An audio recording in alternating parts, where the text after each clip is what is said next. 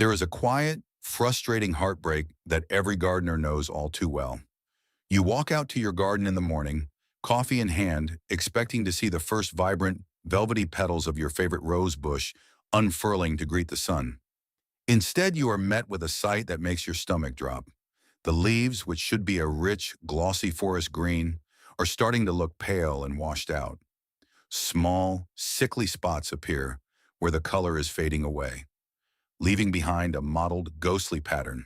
Some of the lower leaves have already surrendered entirely, turning a dull, brittle yellow before dropping listlessly into the dirt.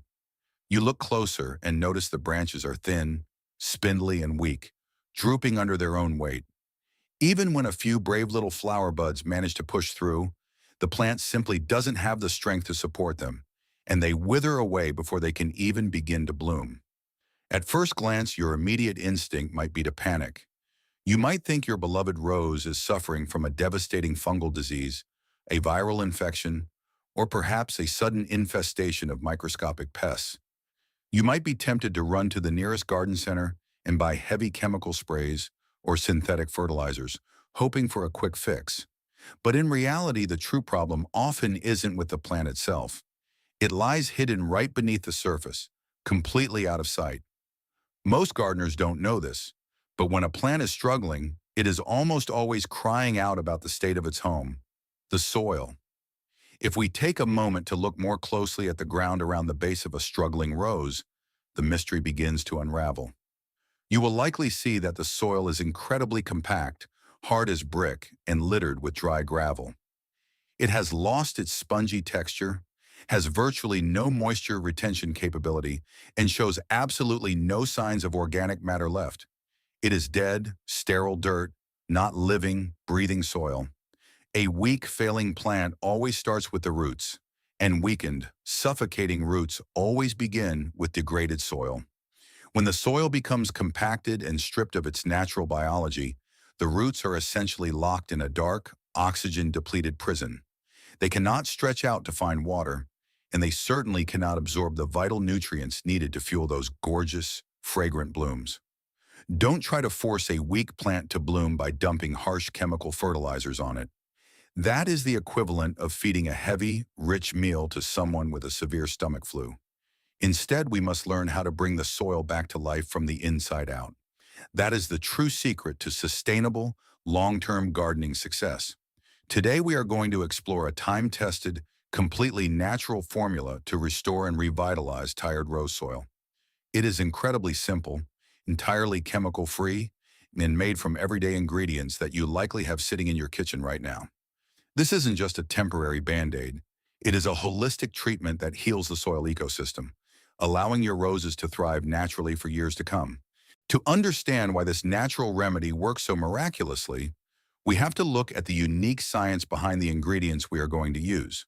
We aren't just throwing kitchen scraps together, we are carefully combining specific elements to feed both the plant and the invisible army of beneficial microorganisms living in the soil.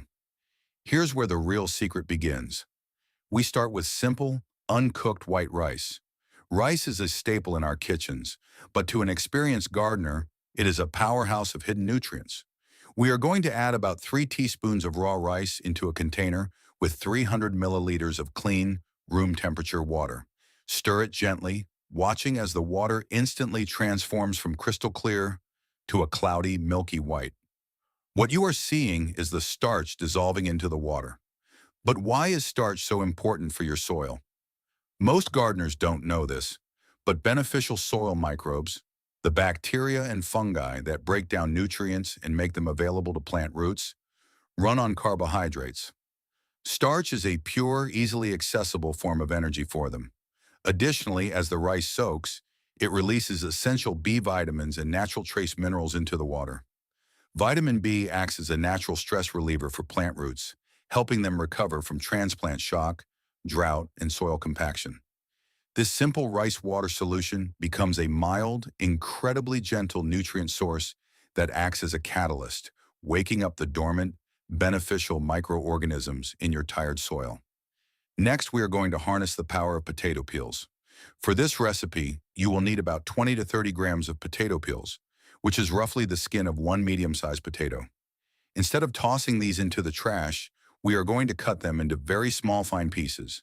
This small step is incredibly important. By chopping the peels finely, we drastically increase their surface area. This allows the soil microorganisms to break them down much faster once applied. Potato peels are an absolute goldmine of natural potassium and essential minerals. In the plant world, potassium is the ultimate regulator. It controls the opening and closing of the plant's stomata, which regulates water loss, and it plays a vital role in strengthening the cell walls of the stems and branches. When a rose bush has plenty of potassium, its stems grow thick and sturdy, easily supporting the weight of massive, heavy blooms. By introducing these finely chopped peels, we are setting up a slow-release system of high-quality potassium that the plant can absorb steadily and effectively. Now we need to address the structural strength of our roses, and for that, we turn to eggshells. We will use the shells of 2 to 3 eggs. After washing them thoroughly to remove any raw egg residue and letting them dry slightly, we are going to crush them down. But here is the critical detail that many people skip. You cannot just crush them into large chunks and throw them on the dirt. You need to grind them into an incredibly fine, almost flour-like powder. Why is this step so crucial? The calcium in eggshells exists in a chemical form known as calcium carbonate. This compound is highly stable and does not dissolve easily in water. If you throw large eggshell shards into your garden, they can sit there for years without releasing a single drop of calcium to your plants. However, when you grind them into a microscopic powder, you increase the surface area exponentially. This allows the natural acids in the soil and the metabolic processes of microorganisms to break them down rapidly. Calcium is the building block of plant cell membranes. It acts like the mortar between bricks, ensuring that new leaves grow thick, leathery, and resistant to pests and diseases. Once all of our ingredients are prepared, we are ready to begin the magical process of fermentation. We are going to take our finely chopped potato peels and our pulverized eggshell powder and place them into a clean glass jar. Then we pour our cloudy, nutrient-rich rice water directly over them. What happened next surprised me when I first tried this years ago.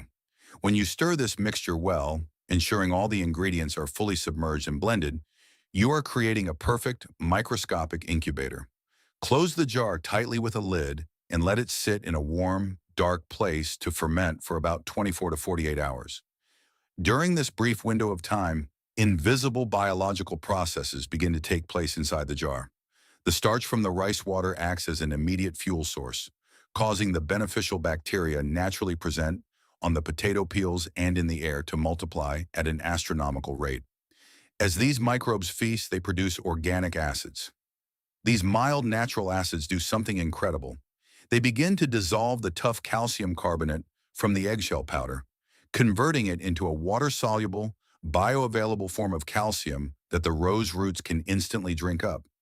At the same time, they break down the complex organic compounds in the potato peels, pre-digesting the potassium and trace minerals so the plant doesn't have to work hard to absorb them. After the fermentation process is complete, we move on to a very important step that you must not skip: filtration. You never want to pour the raw, chunky ferment directly onto your potted plants or delicate rose beds, as the large pieces of potato skin can attract unwanted pests or create localized mold. Instead, pour the mixture through a fine sieve or a clean piece of cheesecloth to extract the clear, golden amber liquid. This liquid is a highly concentrated, biologically active elixir packed with soluble calcium, potassium, B vitamins, and millions of active, beneficial microbes. But before we feed this to our struggling rose, we must dilute it. This is the step many people skip, often resulting in burned root systems. We are going to dilute our fermented solution with clean, room temperature water at a strict 1:2 ratio, 1 part fermented liquid to 2 parts fresh water. Dilution reduces the concentration of organic acids and nutrients to a safe, gentle level. This completely avoids root shock, allowing the plant to drink in the minerals in a stable, natural, and stress-free way. Now, while our liquid fertilizer is ready, we cannot simply pour it onto the dead, compacted dirt and expect a miracle. There is some essential prep work we must do to the plant and the soil first. This is where the wisdom of experienced gardeners truly shines. First, grab your sharpest, cleanest pruning shears. We need to look closely at our struggling rose bush and prune away any dry, dead branches, spent flowers, and yellow pest-damaged leaves. Why do we do this? When a plant is weak, it spends a massive amount of its limited energy trying to keep dying tissues alive. By cleanly removing these energy drains, we signal to the plant that it is time to stop wasting resources on the past and start focusing all of its internal strength on restoring healthy, vibrant new growth. Next, we must inspect the soil around the base of the plant. If the soil is compacted, covered in weeds, or has a hard, crusty layer on top, even the most expensive, nutrient-dense fertilizer in the world will just run off the sides and go to waste. The roots will struggle to breathe, let alone absorb our homemade elixir. We must clear away any weeds surrounding the base. Weeds are greedy competitors. They will quickly steal the water and nutrients meant for your rows. Furthermore, dense weed growth traps stagnant, humid air around the base of the plant, creating a perfect breeding ground for black spot and other devastating fungal diseases. Once the weeds are gone, take a small hand fork or a sturdy stick and gently loosen the top 3 to 5 centimeters of soil. Be incredibly careful during this step.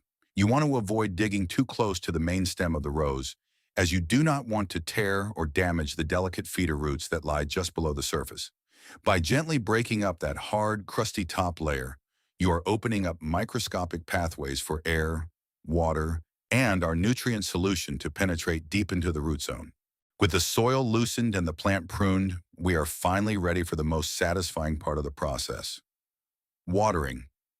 For a weak, recovering rose bush, moderation is absolutely key. You do not want to drown the plant. Instead, use only about 150 to 200 milliliters of our diluted fermented solution per application.